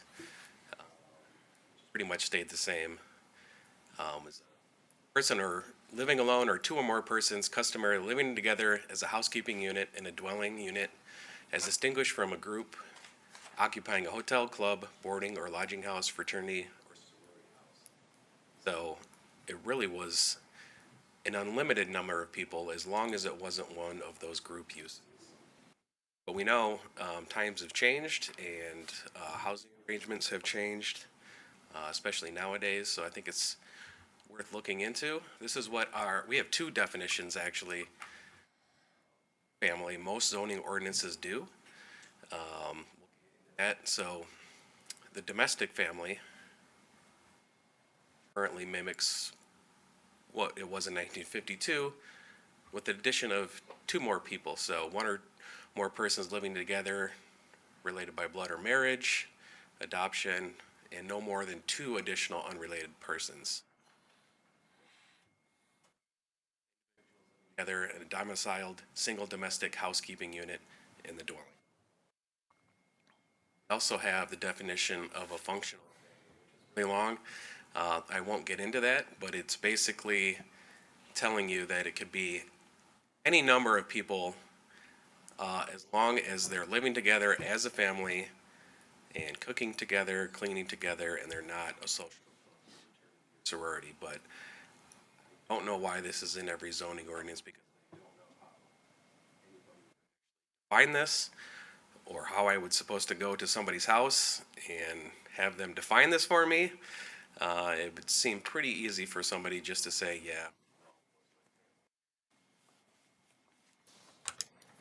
So the applicability talks about that, how if you're over that number, it's okay as long as you're all sharing those responsibilities. That's a difficult thing for somebody to prove. But basically what our ordinance says, talking zoning language, breaking it down into layman's terms, basically a group of people living together related by blood, marriage, guardianship, foster relation, or adoption, plus two other people. So you can't have four unrelated people in a family unless you can prove that you're a functional family.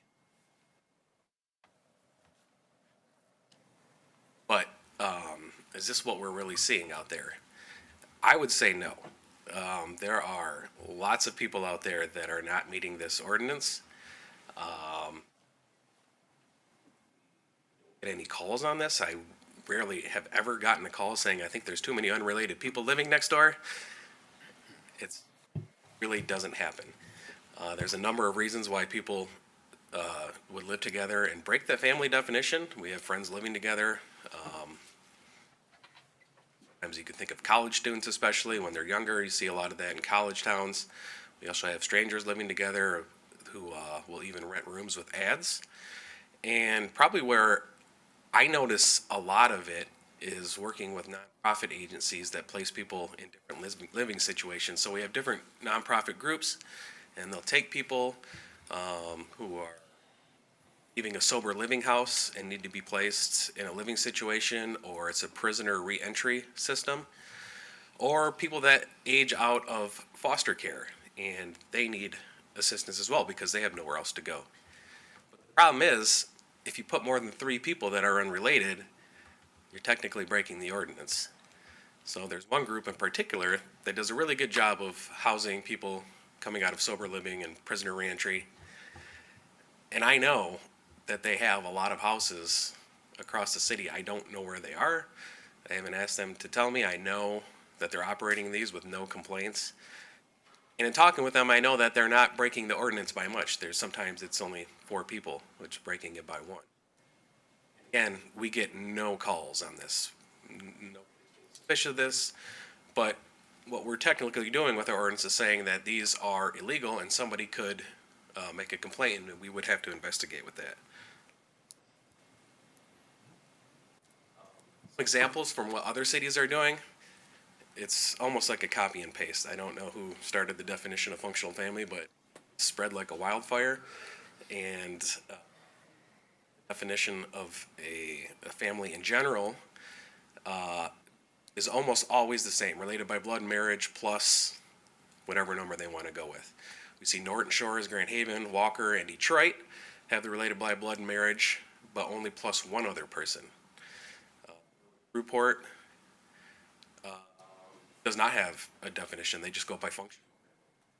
Holland has up to 4 people unrelated living together as a single housekeeping group in a dwelling unit using common cooking facilities. Grand Rapids actually has an interesting one as well. They talk about the same thing, any number of persons related by blood or marriage, or not more than 6 unrelated individuals 18 years or older. So we see them being a little bit more flexible with theirs. And we want to talk about why do we regulate families? We started asking this question, and why are we putting this cap? And maybe we should be looking at this since so many people are living out of conformance in this. But, you know, living or working in this department, and we have different groups that have applied for different types of living situations, single room occupancies, even though we don't have a definition. We've had public hearings where certain groups have had to tried to provide these services for overnight lodging, single room occupancies through either variance, and whenever we have this, we send out notices, and the neighborhood usually comes out in force. So we do know that we do have a desire for regulation from a lot of the community members. They have different reasons. Some of them just might not be knowing their neighbors.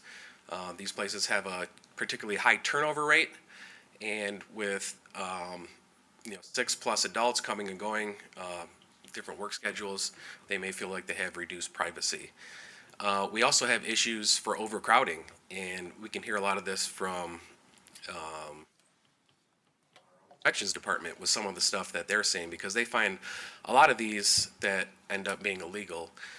They don't go through the proper channels, they're not regulated very well, and we do see some issues with increased infestation risks. Whenever there's single room occupancies, a lot of them, they will have infestations with either bed bugs, cockroaches.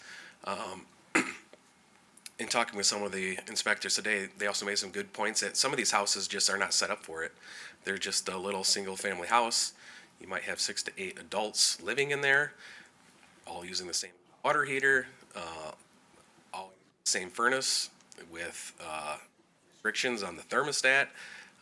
And we do notice the potential for increased service calls, especially with the fire department. We recently had one on Walton a couple months back that kind of sparked this interest well, we've been wanting to talk about this for a while, but this kind of pushed it to the forefront again. So having all extra people living in a single family house can put a lot of strain on that if it's not built for it. So, we've also talked about, the desire to have this and single room occupancies as well. This is something we've been told to look into in boarding houses to offer another type of housing choice. So the two kind of play together is our definition of family and when a single room occupancy would come into play. So we have two definitions, a single room occupancy and a boarding house. They're basically the same. Single room occupancy is somebody just rents out a room in the house and they share either the bathrooms or the kitchen.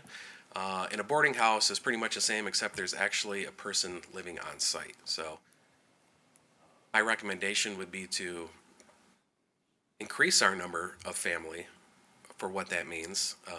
I would suggest bumping that number up from 2 unrelated people higher, maybe 4, maybe doing some kind of blend of what Grand Rapids does, maybe cutting it at 4, or if it's just adults, saying 6.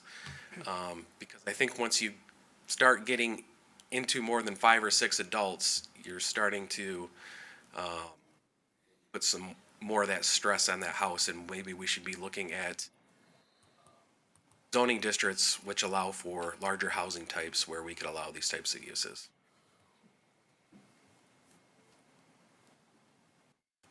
Pretty much all I have today. I just wanted to bring this to your attention and get your thoughts on amending the definition of family and feel comfortable with adding those more individuals, more than 2, maybe it's 3 or 4, or maybe 5 or 6, and making that cutoff to where if it's going to be more than that, then we have to look at a single room occupancy designation for people. Can you go back to the definition from I think it's Grand Rapids.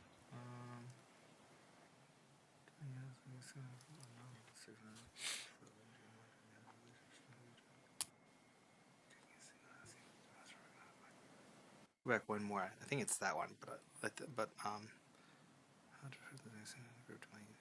okay, yeah. In either one, whether it's the Holland or the Grand Rapids one, so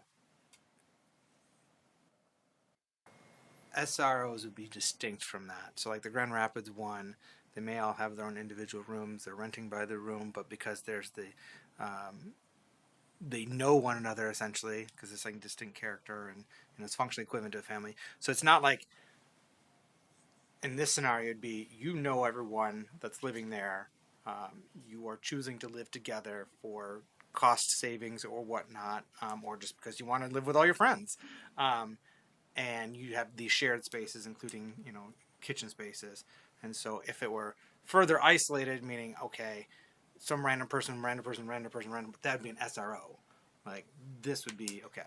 Well, I think one thing I would recommend getting away from is that definition of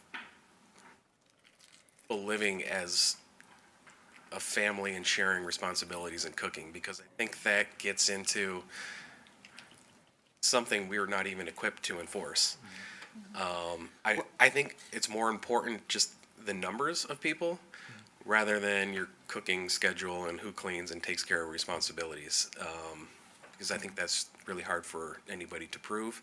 And I think it really, the more important thing is just the amount of people in the house, whether or not they know each other or not. Well, it would be distinguished in terms of how it's registered, because a SRR, you're going to be registering as a rental, and so you're going to have to declare the number of units being available for rent and so on and so forth. Whereas I could have a house, and I'm like, okay, I'm going to invite my friend and my friend, you come live with me, and as long as the ordinance, is saying I can have up to 4 or 5 or 6, whatnot, like that would fall under the family. Like we're acting as one unit, like they're living in my house. We're, have shared responsibilities for maintenance of the common areas and using the kitchen and whatnot. So maybe we're not cooking together and eating together, but, we're sharing a common area kitchen space or whatnot. Like, so I see that falling under like, okay, that's a broad definition of family that doesn't get into the SRR scenario. So, I don't know. This is my initial thinking out loud and, asking questions as to which you're looking at Yeah, distinguishing. that actually came up earlier in talking to one of the buildings. If it's a boarding house, that means you live there and rent out rooms. That does not require a rental registration. Some of them may feel that it should, and maybe there will be some amendments proposed in the future on that end. So long term as well. I knew that for short term rentals that we didn't have to go through that process of registering and whatnot if you're living on site and renting a room or an ADU. But even long term, Yes. if you're living on site and there's no. Oh, okay. Yes, I'm so, gonna start renting out rooms. No. but that's something we're starting to see too, with one of the houses we had a fire in back in December. There was not the person living there. The person that owned it was not living there. They were renting out 5 or 6 individuals. So that, I guess that would have fallen under single room occupancy. Yeah. So they were operating with the pretense of a boarding room, but a boarding house, but it really was, rentals and Yeah. like you said, probably SRO operation. Okay. But- Commissioners. Oh, yep.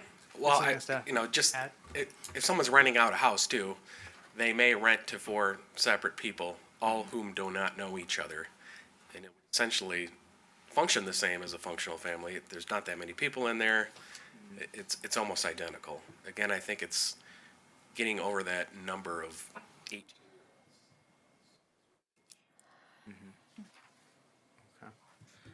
Commissioner Kilgo, and then we'll go to Vice Mayor St. Clair.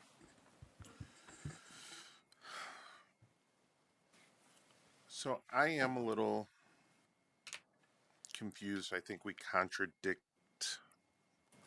a little bit on this topic. I think one of my questions is, if we set up SROs, would we have certain types of houses or buildings that would be checkmarked? Yes, you can do it at that house, but you can't do it at this house, depending on size, square footage. Yeah, Grand Rapids has a good example of theirs. They break it down into 3 different sizes. 6 to 12 can go. 13 and up, you got to go into a higher density, and then anyone's over 20, certain areas. So I think what I would recommend is our areas where necessarily the more density, but where the large buildings are and where you could do these, We've kind of eliminated certain density things anyway with our recent zoning changes. Is that correct? Well, we've Some of it. increased our options. Right. This would be another option. Suppose the density would be a little bigger, but it's not a different number of families. It's one family unit, so a lot of people in one.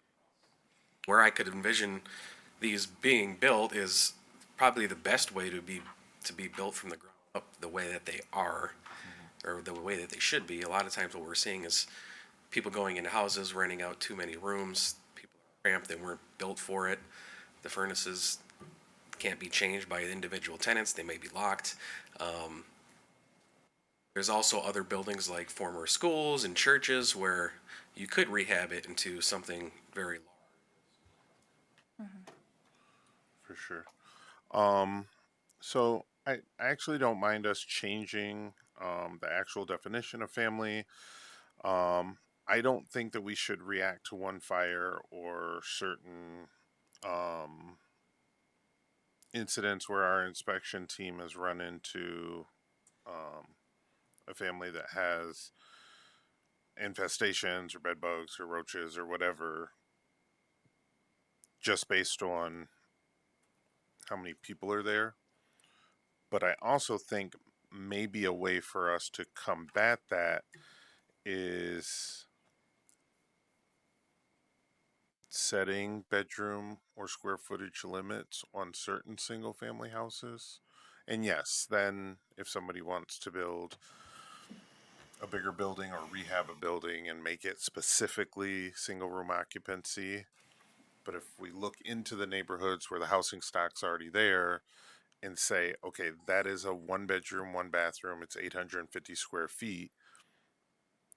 You can only have up to whatever number that is in that particular house.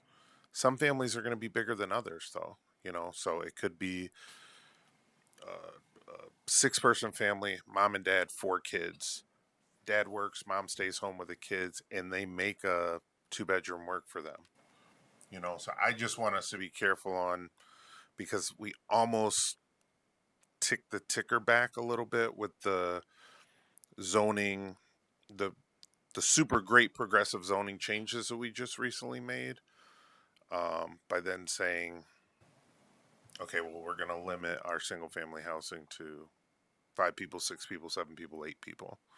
So it's kind of like, so that's why I say I'm a little conflicted. I really want to take a look at this a little bit more. I didn't know which angle we were going to come at it from. I want our residents to be safe. Maybe we do it on people that do have to have occupancy permits, so it's not a owner occupant, it's a rental. We have certain more stringent restrictions on non-owner occupied dwellings. So I think there's more ways that we can continue to look at this so that we can make ordinances so our residents are safe and not put in dangerous situations without restricting someone who may be me and my buddies. We all have sons about the same age, and they're all going to MCC, and they're going to room together in a big old house that has enough rooms available, or because there's going to be those exceptions where, hey, yeah, that actually works for that said family, but they're not related or something. So thank you for putting this together. I myself, glad you brought it up. I'm going to take a little bit deeper look into it so that I can kind of understand it a little bit better. Yep, thank you. And, we did look into the bedroom size thing. I think that's going down a rabbit hole we might not want to go down, because you start getting into bedrooms, sizes, calculations. We're just not going to get it right with that. We're just kind of throwing numbers at a wall. But I definitely understood where you're coming from, and not to see that, I think, because it presents so many potential problems. Thank you. Thank you, Commissioner Kogo. Vice Mayor St. Clair. Thank you. I like the idea of expanding the SRO option, and structuring that out some. I think that there's a lot of need for that in the community, and I think that sometimes people get ideas about what SROs are and who they are for. And I could say I have lived in an SRO a couple of times in my life, and I was comfortable and happy there, and it suited a need for me, in a couple of different communities and in a couple different times in my life. So I think that there's a lot of value to making sure that we have that ability for people, to live how they need to. I think that that's another good option to expand our housing stock and availability, and I'd like to see us pursue that purposefully. And I understand that maybe there hasn't been enforcement issues on how we define family, but even if there hasn't been, doesn't mean there won't be. And I dislike having ordinances and regulations and rules in place that we know are constraining our community. So I appreciate the diligence in pulling this forward, even though it's not a problem right now, because there's nothing to say it won't be a problem tomorrow. And I think whatever we can do to be smart and creative with housing, it's so expensive right now, and whatever people can do to stay inside safely and comfortably, I want us to do that. So thanks for putting this together. Thank you, Vice Mayor St. Clair. Commissioner Kochan. Yes, thank you. So I kind of want to echo what Commissioner Kilgo and Vice Mayor Sinclair said. I think that it's important to kind of look at SROs as an option, and I do want us to be purposeful about it. To echo what Commissioner Kilgo was saying, is I when I think about these kinds of things, I think about square footage and how that makes sense. Moving around the country, I have lived in a lot of SROs. When I was in Grand Rapids, I had friends who rented one of those big Heritage Hill houses, and they had 5 girls at least in one of those houses, and that was half of the house, but it did have, 5 bedrooms. So I think that's an important thing to keep in mind. I've seen it work really well in places like Grand Rapids, where they have a limit to how many people can be allowed, in a bedroom. I also hear your concerns in that regards. I'm just sharing my personal perspective and thoughts on that. I do think that helps because, my house that I live in now, which is a Sears kit house, it technically has 3 bedrooms. And there were 9 people living in that house, which I can't imagine. I struggled to make things work with my dad, my dog, my toddler, and myself. So I couldn't imagine having 9 people living in that home functionally. But they did make it work back then, So I don't know what that would look like going forward, but I think when you're talking about the age limit, I think that makes a big difference, because when children are growing up, they leave the home, right? And so we should be seeing more people, leaving their homes if more housing options are available. And then it wouldn't be as big of an issue, but having 9 adults in my home would be absolute insanity because it's 1,800 square feet. That just seems nuts. So it is something to kind of, I think, look at some more. And I really like Grand Rapids' model personally. I think it has worked well in that area, and I've seen it function. So I could say that is a good model to look at. Thank you, Commissioner Cochin. Anything to ask or add down here, Commissioner German or Commissioner Gorman? Nothing. No? Okay. So I was just rereading this one from Grand Rapids. If I'm understanding it correctly, so if you are not charging rent of any kind, so it wouldn't be a boarding house, you can have any number of people in there so long as there's enough space to be accommodated, but that otherwise it can't be more than 6 unrelated individuals who are 18 years or older living together, in which case that could be a rental scenario together. Okay, gotcha. They could have 6 people without the house owner staying and still fitting that definition. Mm-hmm. Okay. Something seeing it, not only do I think that's, I kind of like this. Seems the most reasonable to me. Yeah. That way you have the defined family by blood or marriage, and then you can also say 6 people renting a house together. Mm-hmm. Whether or not they all cook and clean together, it's a unit, doesn't really matter so much to me. Mm-hmm. Right. Mm-hmm. Yeah, that makes sense. Okay. So your expectation is you'll be bringing something to the Planning Commission for the Planning Commission to review and Yes. Make a formal recommendation to the City Commission on what to adopt. Look at either April or May bringing that forward. Okay. Excellent. Any final thoughts before we move on to the next item? No? All right. Thank you, Dr. Franzik. All right, next up, See-Click Fix.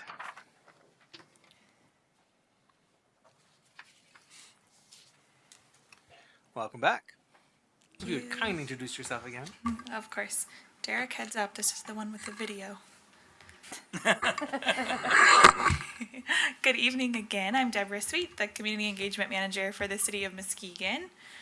Got a hopefully very quick presentation for you, and then you guys can ask any that you have. So See-Click Fix is an app that partners with, or it's an online tool that partners with many of the tools that we currently use. It is a Civic Plus tool, which we use Civic Clerk, we use Civic Rec, etc., etc.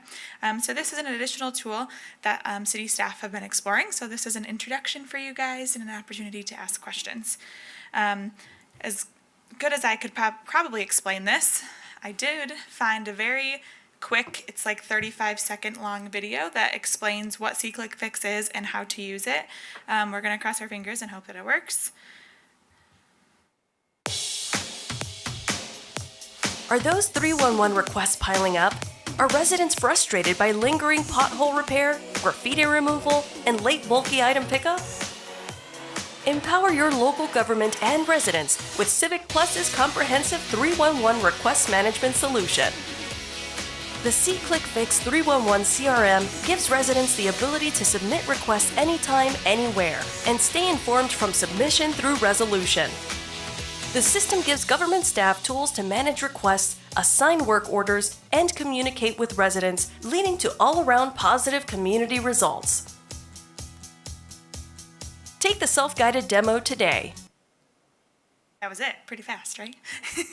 Fantastic. Yes, very great. Well, All right. I like the functionality of it. It's great. It's very functional. So outside of what you could see as the functionality for staff, there's some additional benefits that we've found as we've been diving into this program. As we noted, there's easy issue reporting. Residents, city commissioners, staff, everyone gets real-time updates as the projects get worked on. Obviously, there's improved communication. We get to be more efficient with our response time and more diligent of where staff are going out into the community to fix things that are happening. There's community engagement. Just generally that residents can care about their community, report what's going on, and then see the impact that they're having. There's a lot more transparency and accountability, so residents can see the progress of what's happening and get live updates, which I think is absolutely awesome. And then, of course, like many of our new tools, we have an increased amount of reports and data tracking that we can pull.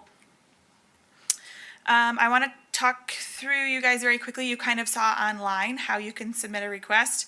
There's really 5 really brief steps that you need to do. You go either on the app or on your web browser. It's the same functionality either way. You enter your location, you select the category that you would like to report your issue in. You have the option to upload a photo, and then you can choose to submit anonymously as yourself, as a guest, and then you can track your progress along the way. A few frequently asked questions that we've had so far that I just want to reiterate. To use C-Click Fix, either the app or the web portal, you do not have to have an account set up. Something that's really awesome is that you cannot have multiple requests submitted at the same time. So let's say Randy tells me that he has a pothole on his street and we put it into the system on the road and it's fenced by the location. C-Click Fix will flag it if somebody else tries to put that up, that repair in, and it'll say, hey, does this look like the pothole that you're complaining about? And they'll say yes or no. And if it says yes, then it'll say, okay, great, it's already in. You can see updates here, and you can request to stay notified for updates. And then if it's something new, it'll allow you to continue on. We just want to know that response time for things that get put in will vary. So for example, Director Vanderhyde could say this better, but many of they don't do everything every day out at DPW, and they can't do everything seasonally. So for example, if we're still talking about potholes, we don't necessarily fill potholes all winter long due to the material and how cold it is, etc. So we can have some canned responses in there that say something along the lines of like, we fill potholes in the spring, in the summer, check back for progress then, etc. We will note that this is not a replacement of any of our current tools. Besides a few online forms that we already have, we are hoping that this will increase efficiency and transparency with residents. This is a web-based tool. It's an app. I know there's a little bit of hesitancy sometimes when we go to online functionality. However, this is not something to be feared. We still are taking requests or complaints or issues the old-fashioned way, so people can still come into City Hall, they can still call, they can send emails. It's just going to change a little bit on our staff side that when we have these requests come in, we're going to be inputting them into the portal, so everything is in one area. An internal launch plan, assuming this is approved, we'll start an internal rollout where staff members start putting requests into the system. Then we'll obviously adjust and tweak as we need. Test the tool with a small group of residents. Again, adjust and tweak, and then begin a public launch potentially for spring through the end of this year. So I wanted to show you guys how to actually submit a request. Still see my screen? Okay, so this is an example of the web portal of how you can go on and submit something. It's pretty user-friendly. You'd pop into a map, something like this. You can search for an address, put it in, and then just click New Request. I'm just going to make something up. I live over near McGrath Park, so I'm going to say we're here at McGrath Park. It auto-selects an address, or you can type it in. I'm going to confirm my location. And then there's a list of selected categories that city staff have been working on to break down into different areas. It's kind of cool because you can either scroll like this or search for parks. Parks, if I can type. I'm going to click park maintenance. I'm going to make something. I'm not going to add a photo here. I don't have one, but you can easily upload one or multiple photos. I'm just going to select no photo. And then I'm going to say test. Take request. Don't be mad at me for the emails. Okay, then I click confirm. I have the option here to change how I want to submit this request. So if I want to submit it as myself, it's going to prompt me to log in. And by logging in, then I get notifications and updates along the way. If I hide my identity and I want to be anonymous, I can click that. Or I can click submit as a guest. So I'm going to click submit as a guest just so I don't have to log in. I submit it. It loads. It tells me when the request was submitted, what it was, and then who it was automatically assigned to. So if you guys don't know, Matt Schwemman is our park supervisor, and he just got an email from me. So as this goes on, you can, there's different functionalities with all of the different requests that are in here. So for example, if I would have said, hey, the sprinkler head is on 24/7, but then I realize, oh, no, it wasn't. I just see it every day at the same time. I, as a resident, could come in here and be like, oh, it naturally took care of itself. So like I'm going to do right now, I'm going to click close request. It's finished. Matt no longer has to deal with it, and it's not on his to-do list. So this tool is on the agenda for tomorrow for your guys' approval, and I wanted to show it to you before. Awesome. I'm excited for this new tool and can't wait to support it tomorrow when we vote on it. Questions, comments? Commissioner Kilgo. Yes, thank you. I'm disappointed that the Department of Public Works can't do everything. I believe that was Deborah's words. Everything all the time. I love it. So our packet did say that the manager signed, we're already under contract for this, but this, like, to see some of the things that it can do, I think are awesome. I think this will be a great benefit to our citizens of Muskegon to be able to show some of the things to different departments who we missed it, or we just couldn't get out there, or this just happened kind of thing. I am curious about the anonymous part, like, hey, this one was submitted by Jay Kilgo. This one was submitted by guest, and I can put my first name. I mean, technically, we could probably track IP addresses and find out who submitted what, but is there a way, I'm just curious, I don't know if you know this, is there a way to remove anonymous if we wanted to just say Yes. this or guest, one or the other? Yes, there's a way to do that. We obviously are still learning the tool, as you know, and there's some of them that are going to require to have a login, whether it's personal property or neighbor, those type of things. We might be more apt to say, oh, you have to log in to do this. But if it's more simple, like, hey, this tree fell down, etc., people can do it without the login. So yes, as we continue to use the tool, we'll adjust which credentials or logins that you need to have. Okay, thank you. Easy to change. Commissioner Cochin. Yes, thank you. This is very cool, not gonna lie.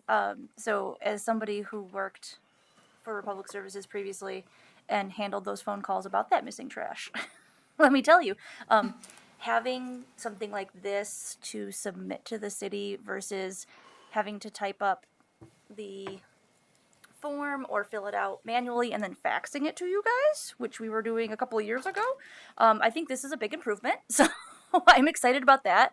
I did want clarification on that. is with this change, because I saw that it had missed trash, recycling, etc. Is that still going to have to be faxed to you guys, or are we getting rid of that? From my understanding, we are getting rid of that. Everybody can use this. Wonderful, thank you.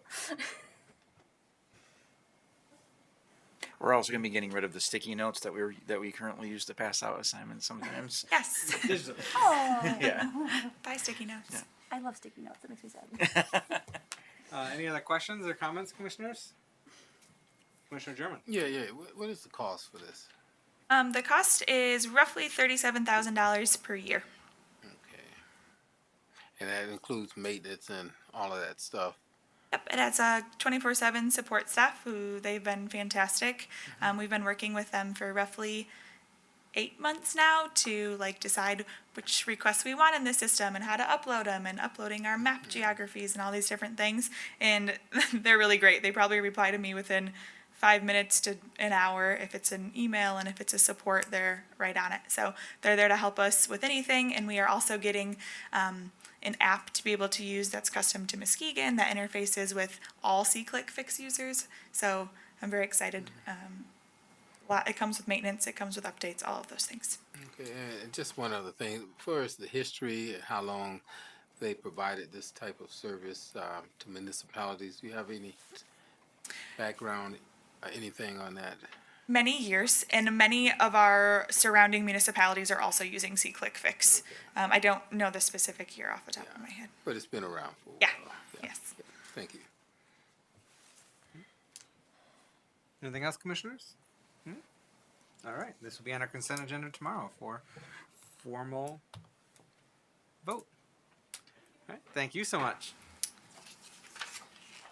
All right. This now brings us to public comment. Is there anyone in the audience that wishes to give public comment at this time? Seeing none, we're going to go to the phones. Call-in number for public comment is 231-724-6721. You'll have up to 3 minutes to provide your remarks. Ask that you provide your name when you call in, and if you are a city resident, which neighborhood you're calling from, and if you're not a city resident, City of Muskegon resident, which other township, village, or city you may be calling us from.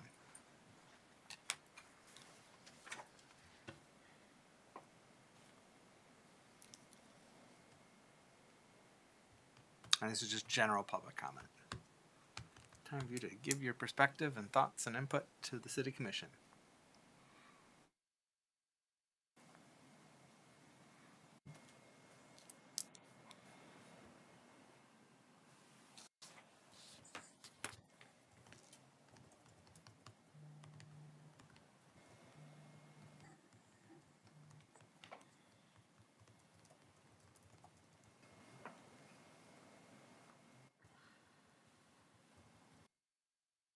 All right, does not sound like we have any takers to call in and sing the praises of C-Click Fix.